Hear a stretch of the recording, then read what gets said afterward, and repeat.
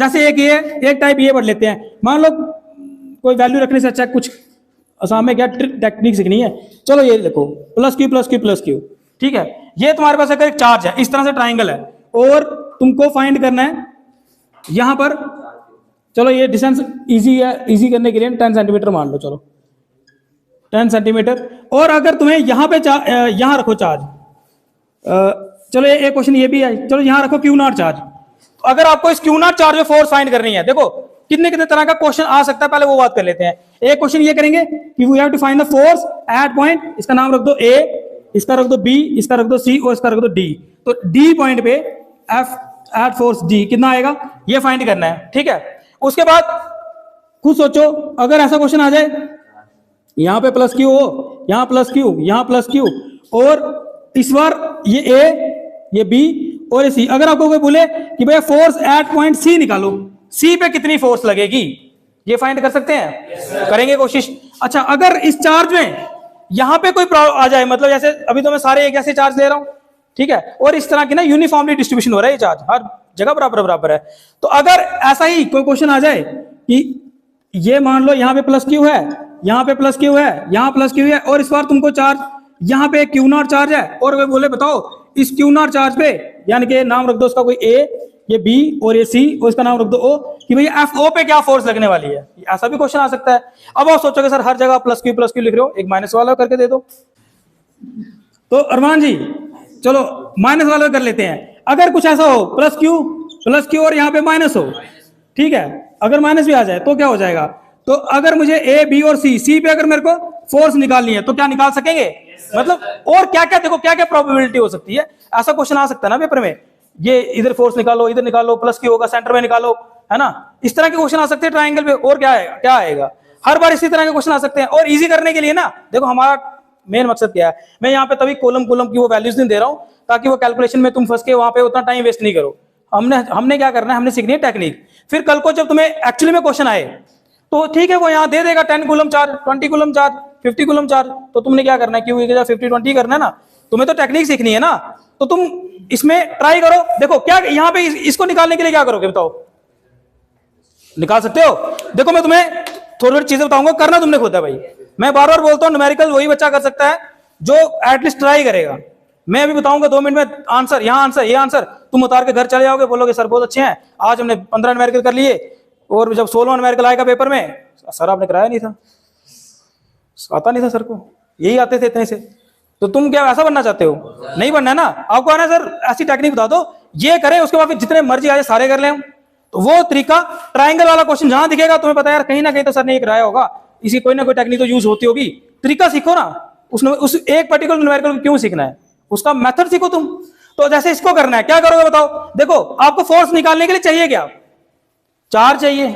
देखो ना फार्मूला क्या है मेरे पास, कूलम फार्मूला क्या है, F equal to K Q1 Q2 divide by R square, यही है ना, और क्या चाहिए। और अगर 3-4 चार्ज हैं तो हमारे पास थोड़ा और यूज हो जाएगा, कूलम ला हम हर जगह लगा देंगे ना, इधर हर एक चार्ज की वजह से लगेगा, और सुपरपोजिशन में प्रिंसिपल लगेगा। बस 2 ही चीजें है ना, चाहे ये क्वेश्चन कैसा भी हो, कहीं भी चार्ज रखा हो, at the end of day फार्मूले तो 2 ही लगने हैं, एक तो कूलम ला, दूसरा सुपरपोजिशन प्रिंसिपल। लेकिन सुपरपोजिशन प्रिंसिपल अगर अलजेब्रिकली लगता ना, अगर अलजेब्रिकली लगता, पूरी आदर्श कॉलोनी में सुनाई दे रहा है यार, वो मूवी मुफ्त में, पैसा तुम भर रहे हो, सीख बाहर से रहा है कोई, ऐसा थोड़ी होता है। तो हम क्या करेंगे, देखो ये 2 ही चीजें यूज करेंगे, एक सुपरपोजिशन प्रिंसिपल और दूसरा कूलम ला। अब सुपरपोजिशन प्रिंसिपल भी अगर अलजेब्रिकली ऐड होता ना तो बड़े आसान होते हैं क्वेश्चन। अलजेब्रिकली ऐड करना सीधा जो आंसर आता मैग्नीट्यूड कर देते हैं ऐड, लेकिन करना है वेक्टोरिकली ऐड है। अब वेक्टोरिकली ऐड करने के लिए थोड़ा सा तुम्हें आइडिया होना चाहिए, ये पहले से कॉन्सेप्ट पता होना चाहिए। क्या वेक्टोरिकली अगर ऐड करोगे, और इन जैसे क्वेश्चनों में ना कैसे आपको वेक्टर मिलेंगे, हो सकता है आपको एक फोर्स ऐसे मिले, मान लो F1, और एक आपको ऐसे मिले F2, और यहाँ पे एंगल का पता चल जाएगा क्योंकि इक्विलेटरल ट्रायंगल है तो 60 डिग्री होगा मैक्सिमम केस में, किसी में कम ज्यादा भी हो सकता है, डिपेंड करेगा हमारी कैसी डायग्राम बनती है, ठीक है आगे जाके। तो अगर ऐसा है और अब तुम्हें इसका रिजल्टेंट निकालना है, इसका अगर रिजल्टेंट निकालना है तो कैसे निकालोगे बताओ, पता है ना, F1 का स्क्वायर F2 का square 2F1 F2 cos 60 degree, यही करना है, मतलब इसी का यूज होने वाला है, और किसी चीज का यूज तो नहीं ना होने वाला है। अब मैं तुम्हें बताऊंगा कैसे करना है, लेकिन लास्ट में कैलकुलेशन तुमने खुद करनी है, ठीक है। जैसे पहला क्वेश्चन है, अब मुझे पहले क्वेश्चन के लिए क्या चाहिए, देखो आपको Q1 Q2 चाहिए, मैंने बोला फोर्स एट पॉइंट डी, तो तुमको करना है फोर्स निकालनी, सिंपल सी बात है। और Q1 Q2 चाहिए, ठीक है, ये Q1 ये भी फोर्स लगाता होगा, देखो ना। अब देखो डी पे क्या क्या कौन कौन सी फोर्स लग सकती है, अब करेंगे ना। देखो ये भी धक्का लगा रहा होगा इस चार्ज को, भाई ये फोर्स भी तो लग रही होगी, इसका भी तो डिस्टेंस होगा कुछ कि नहीं होगा, होगा ना। अच्छा आप कहोगे सर इसकी थोड़ी, इधर से ये भी तो लगा रहा होगा धक्का, इधर ये भी तो है चार्ज, ये नहीं धक्का दे रहा क्या, ये पुश नहीं कर रहा है, ये भी तो है, ये भी पुश कर रहा है। अब क्योंकि ये 5 सेंटीमीटर होगा, ये भी 5 सेंटीमीटर होगा, ये भी क्यू चार्ज है, ये भी क्यू चार्ज है, तो क्या हो गया भाई, ये तो सेम आएंगी। इसका मतलब ये जो भी फोर्स है और ये जो भी फोर्स इक्वल एंड अपोजिट, इनकी कहानी खत्म। अब मेन हमारी फोर्स कौन सी है, ये जो ये वाला चार्ज लगा रहा है ना नीचे की तरफ फोर्स, ये फाइंड करना है किसी तरीके से। अब ये फाइंड करने के लिए देखो यहां पे तो क्या मजा हो गया, यहां पे सुपर पोजिशन की जरूरत ही नहीं पड़ी, फोर्स से 3 लग रही हैं, ऐसी बात नहीं है। देखो पॉइंट डी पे 3 फोर्स एक्ट कर रही हैं, एक इधर और एक इधर, 3 फोर्स एक्ट कर रही हैं। लेकिन क्योंकि ये आपस में 2 कैंसिल ही हो रही हैं, तो आ जाके एक ही बच रही है, हम इसी एक की बात करने वाले हैं। अब ये एक फोर्स निकालने के लिए आप सोचो यहाँ पे क्या फॉर्मूला है, के, चलो के को तो के रखो, चलो के रखो, Q1 क्या है, चलो Q रखो उसको, उसके बाद Q2 क्या है, Q0 R स्क्वायर।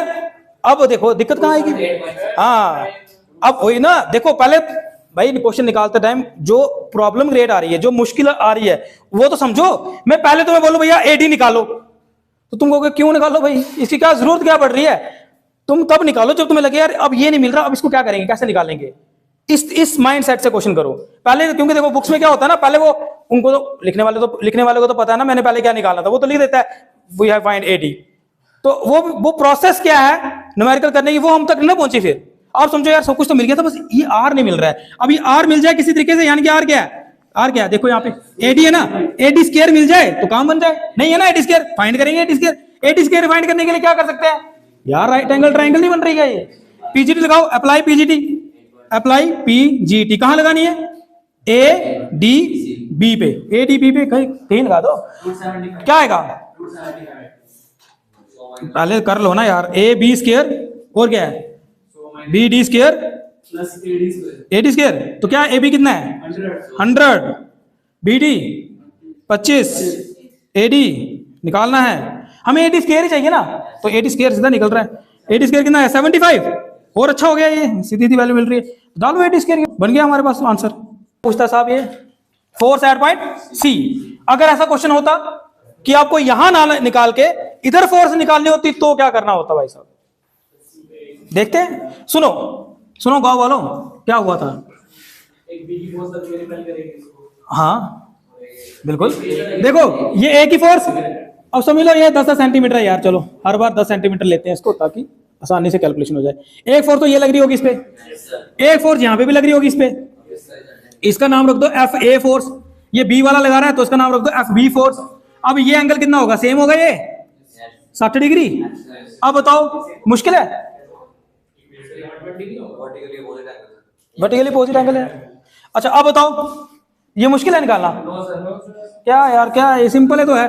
पहले FA कितना आएगा, देखो ना सुनो मेरी बात, बड़ी बात देखो, क्वेश्चन करने की टेक्निक पता क्या होती है, पहले वो लिखते हैं गिवन टू प्रूफ, फिर एक एक करके चीजें निकाल देते, पहले FA निकालेगा फिर FB निकालेगा फिर बोलेगा। हम क्या करने वाले हैं, हम थोड़ा सा उल्टा प्रोसेस कर रहे हैं। मैं क्या करता हूं भाई, अब टोटल इसका आंसर क्या है FC का, FA प्लस FB यही है ना, लेकिन अब एंगल है तो इस तरह से डायरेक्ट ऐड नहीं कर सकते, तो इसका फॉर्मूला लगने वाला क्या, अंडर रूट FA का स्क्वायर FB का square 2 times FA FB cos 60 degree, यही आएगा ना आंसर। अब बताओ यहाँ पे क्या, अब सोचो कि तुम्हें ये आंसर निकालने में कहां कहां दिक्कत आने वाली है। ठीक है cos 60 पता तो चल रहा है क्या आंसर है, लेकिन FA नहीं पता, FB भी नहीं पता, तो क्यों ना पहले FA निकाले, है ना। तो FA कैसे निकलेगा बताओ, K what is Q, Q1 वो Q है, Q2 क्या है वो भी Q है, और R कितना है, मतलब 0.1 सेंटीमीटर, 10 की पावर -2 आएगी यार, ये आ गया आंसर, K Q स्क्वायर 10 की पावर -2। इसी तरह से FB भी यही आएगा, सेम ही तो है सारी कहानी, K Q स्क्वायर 10 की पावर -2। आप कर लो इसको ऐड, इसके अंदर वैल्यू डालो, आंसर निकालो यार, सॉल्व क्या टेंशन है इसकी बताओ? तो FF ले लेते हैं ना हम दोनों का, फिर ये F क्या रहेगा इसका भी? हाँ सेम ही तो आ रही वैल्यू, लास्ट में इसकी वैल्यू निकाल देना, एफ की वैल्यू डाल देना। हाँ ठीक है करो करो। समझा उसने क्या बोला? उसने बोला कि एफ ए और एफ बी बराबर है सर, तो इसको एफ ले लो, ये एफ वैल्यू यहां डाल दो, जो लास्ट में फाइनल आंसर आएगा उसके बाद ये वैल्यू फिर से डाल देना। समझ आया? सुनो, F A is equal to F B is equal to F, डालो ये वाली वैल्यू। एफ सी कितना आएगा बताओ? F square 2 F square cos कितना होता है ये? 1/2 होता है, ये कट जाएगा क्या? तो अब कितना बना है? √3f। और अगर फिर थोड़ा सा और करना है, f की वैल्यू बता दो है क्या है? k Q square 10⁻⁻2 Newton. बताओ क्या मुश्किल था इसमें? 2 सेकंड नहीं लगेगा निकलने में। और ऐसे देखने में लगता है यार भाई क्यू है, ये क्या है, बड़ा मुश्किल होने वाला है कोई मुश्किल? सिंपल है यार। डायरेक्शन हाँ डायरेक्शन भी होगी इसकी, यहाँ से आएगा इस तरफ, इसके सेंटर से होगा ना ये, इधर से आएगा। हाँ डायरेक्शन के लिए वो tan बीटा वाला फॉर्मूला बिल्कुल निकालो। Find force at point O, है ना? करें भाई? बन रहा है इंटरेस्ट? नहीं बन रहा है? अरमान जी, अरमान मलिक। अब सुनो, देखो यार यहाँ पे अगर फोर्स निकालनी है तो आप कहोगे सर फोर्स निकालने के लिए तो ये वाला डिस्टेंस चाहिए, एक फोर्स इधर लग रही होगी FC, एक इधर लग रही होगी, क्या नाम होगा इसका, चलो FB मान लो, एक इधर लग रही होगी FC मान लो, और ये फोर्सेस निकालने के लिए फिर डिस्टेंस चाहिए, ये वाला सारे डिस्टेंस चाहिए। तो काफी झोल झाल है इसमें। लेकिन एक चीज याद रखना, ये यूनिफॉर्म चार्ज डिस्ट्रीब्यूशन है, हर पॉइंट पे सेम चार्ज लग रहा है हमको। उसके बाद सेंटर पॉइंट है। जब भी ऐसा क्वेश्चन आए यार, इसका आंसर ये था, इतना इधर, जब भी आपको कोई ऐसा आंसर दिखेगा ना, क्वेश्चन दिखेगा, चाहे ऐसे ट्राइंगल हो, चाहे स्क्वायर हो, कुछ भी हो, सेंटर पॉइंट बोला होगा और हर जगह सेम चार्ज रखा होगा ना, आंसर उस पे नेट क्या लगता है? 0। तुम्हें पूरा कैलकुलेट करने की जरूरत ही नहीं, सीधा आंसर आएगा 0। तो अब इसकी करें बात। देखो प्लस क्यू हर बार प्लस वाला चार्ज कर रहा है, चलो नेगेटिव वाला करके देखते हैं। चलो फोर्स करनी C पे फाइंड, कैसे करेंगे? ये इसको अट्रैक्ट करने वाला है, ये इसको अट्रैक्ट करने वाला है। क्या मुश्किल थी बताओ इसमें यार? निकालो रिजल्टेंट, एंगल पता है, करो अभी। क्या आएगा? FA FB, वही फॉर्मूला लगेगा। FC किसका बराबर होगा बताओ? FA का स्क्वायर FB का square plus 2 FA FB cos 60। अब ये FA और FE सेम ही आने वाला है। FA किसका बराबर आएगा बताओ? ये माइनस का साइन सिर्फ डायरेक्शन की बात करने के लिए होता है, इसको यहां लिखने की जरूरत होती है, और आपको पता भी है मैग्नीट्यूड लेना होता है हम लोग को वैसे भी। तो क्या आएगा? K क्यू स्क्वायर बाय, कितना डिस्टेंस रखता हूं मैं इसका? चलो L रखो यार, तुम्हारे लिए आसान हो जाएगा। ये बुक वाला क्वेश्चन है? पता नहीं यार, मैंने देखा नहीं है ये, तो इसको देख लेना। वही आएगा, क्या नाम है इसका? F is equal to √3।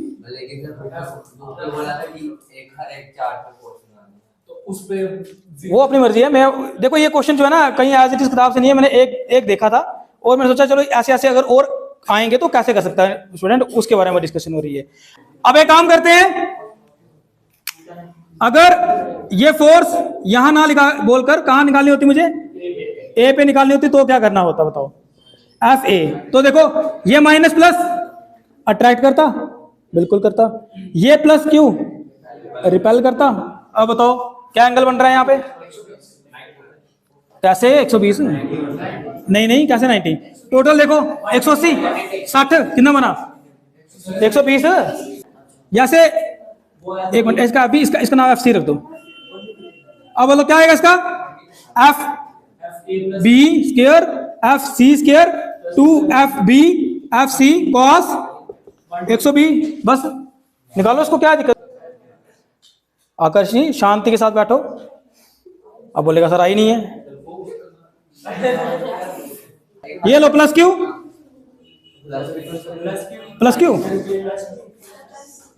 कर सकते हो? आइडिया बन रहा है क्या कर रहे हैं?